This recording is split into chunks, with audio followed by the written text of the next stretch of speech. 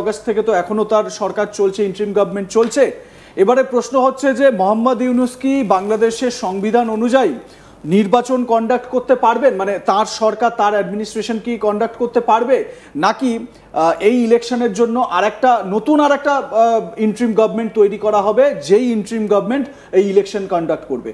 আপনি কি বলেন, মানে এটা কি বলছে বাংলাদেশের কনস্টিটিউশন? আপনি তো সব বলে দিলেন যে একটা দেখুন, প্রথমে ইন্টারিম গভর্নমেন্ট করার পার্লামেন্টারি, এটা আজকে যে amendment constitution 15th amendment constitution Bangladesh যেটা আছে, ওর মধ্যে আপনার কোনো এরকম প্রভিশন নেই কি ইন্টারিম গভর্নমেন্ট হবে, নাম্বার ওয়ান। এনার কাছে এখনো প্রাইম মিনিস্টার শেখ হাসিনাবাদকে আমরা কেন বলি প্রাইম মিনিস্টার শেখ হাসিনাবাদ, ওনার কোনো জায়গায় রেজিগনেশন লেটার আমরা পাইনি। তো ইন্টারন্যাশনাল কোর্ট অফ জাস্টিসে উনি যখন যাবেন তখন উনি বলবেন কি আমি তো prime minister, they have force me to resign, they have আমাকে ফোর্স করে এরা তাড়িয়ে দিয়েছে, right, number one. Number two, ওরা বারবার বলেছে কি আমি সুপ্রিম কোর্টের জাজের কাছে গিয়ে আমি একটা অ্যামেন্ডমেন্ট নিই, এটা অনেক রিপিট হয়ে যাচ্ছে, আমি বলতে চাইছি না, ইট ইজ ইললিগাল গভর্নমেন্ট। তা এই ইললিগাল গভর্নমেন্টের মধ্যে এর সুপারভিশনে কি ইলেকশন হবে? আমার মনে হয় না। বিএনপি এটাই বলেছিল কি তোমাদের সঙ্গে তোমার যে ইন্টারিম গভর্নমেন্টে আছে অনেকগুলো ওরকম লোক আছে যারা আপনার আগস্ট মাসে অনেক টাকা আমেরিকা থেকে পেয়েছিল, ওদেরকে তুমি রিজাইন করো। ইনি বললো আমি ডিসাইড করছি, ইনি আজকে আইসোলেট হয়ে গেছেন, আর অনেকগুলো অ্যাম্বিগিউটি দেখা যাচ্ছে।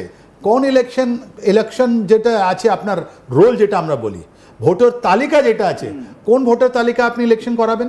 ইলেকশন নোটিফিকেশন আপনি কথা বললেন, তাই ইলেকশনের জন্য তো একটা ভোটার তালিকা হবে, অনেকগুলো ওর মধ্যে ডেট আছে, ওর মধ্যে অনেকগুলো ভুয়া আছে, ওটা যদি আপনি ম্যাচ করেন তাহলে 10 লক্ষ থেকে বেশি লোক বাদ হবে।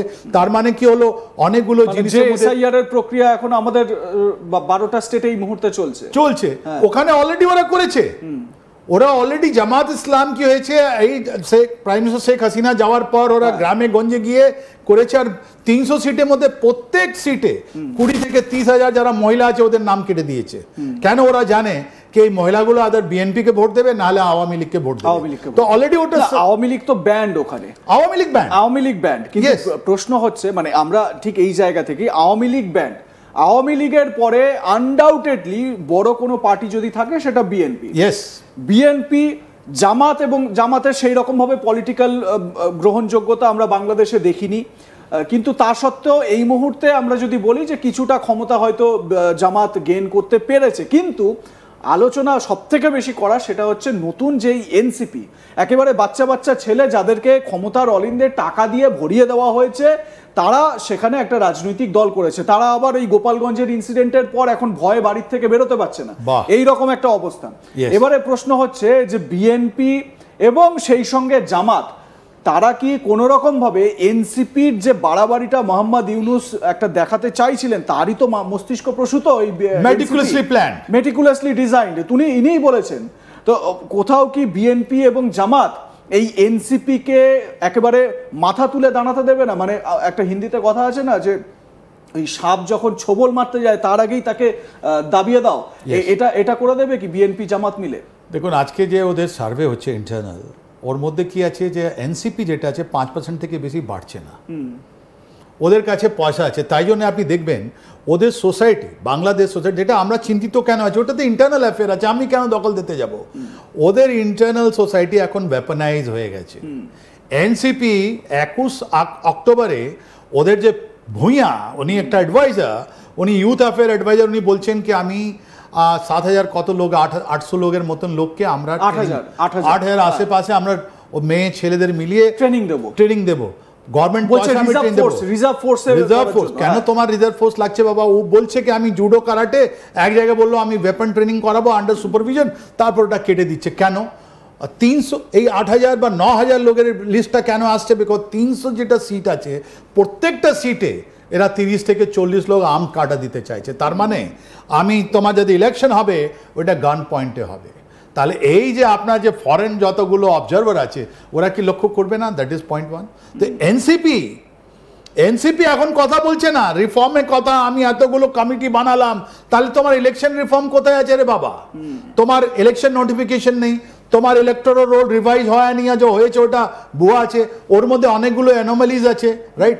এখন ইলেকশন ক্যান্ডিডেট চলতে আরম্ভ হয়ে গেছে, বিএনপি দিল, আপনার জামাত ইসলাম দিল, বিএনপি এখন দেবে, তারপর আপনি ওয়েপনাইজ করছেন। আর জামাত ইসলাম যেটা আছে, জামাত ইসলাম তো অলরেডি নভেম্বর মাস থেকে ওরা ছাত্র শিবির যেটা আছে ওরা অলরেডি করছে, আর যতগুলো ইউনিভার্সিটি আছে ওরা ক্যাপচার করে নিয়েছে। আর সব থেকে ডেঞ্জারাস জিনিস কি হয়েছে জানেন, পাকিস্তান থেকে লস্করে তৈবা, পাকিস্তান থেকে হিজবুল মুজাহিদিন, ওরা এসে এদেরকে ট্রেনিং দিচ্ছে, মাদ্রাসার মধ্যে লোকের ট্রেনিং দিচ্ছে। আর ওই মাদ্রাসার মধ্যে অনেকগুলো নাম আমি আপনাকে দিতে পারি, প্রত্যেকটা আইডেন্টিফাই হয়ে গেছে ওখানে।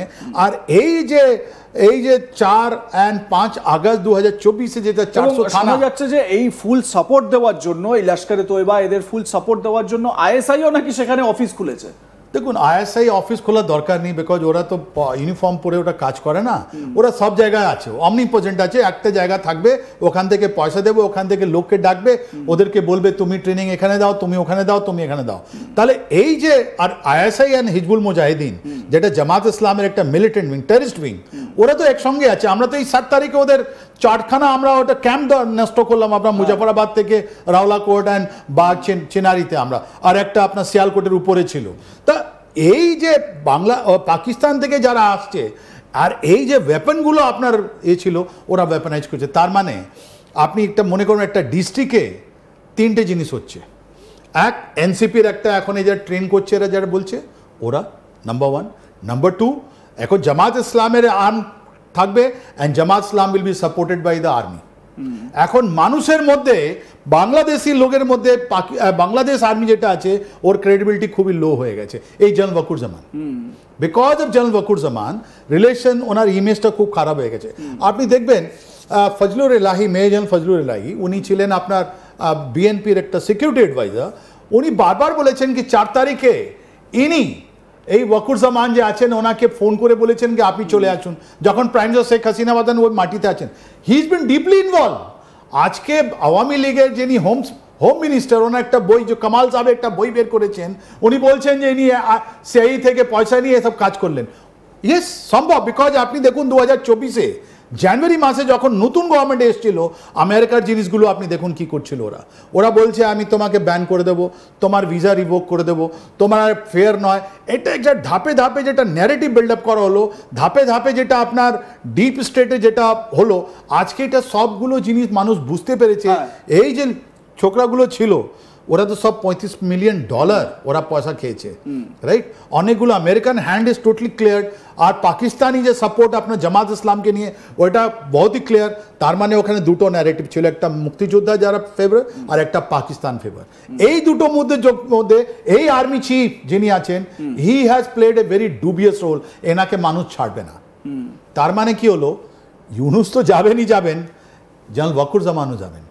এই দেখুন, এই পোস্ট ইলেকশন অনেকগুলো ওরা পয়সা দিয়ে অনেকগুলো মিডিয়া এতে ছড়ে দিচ্ছে।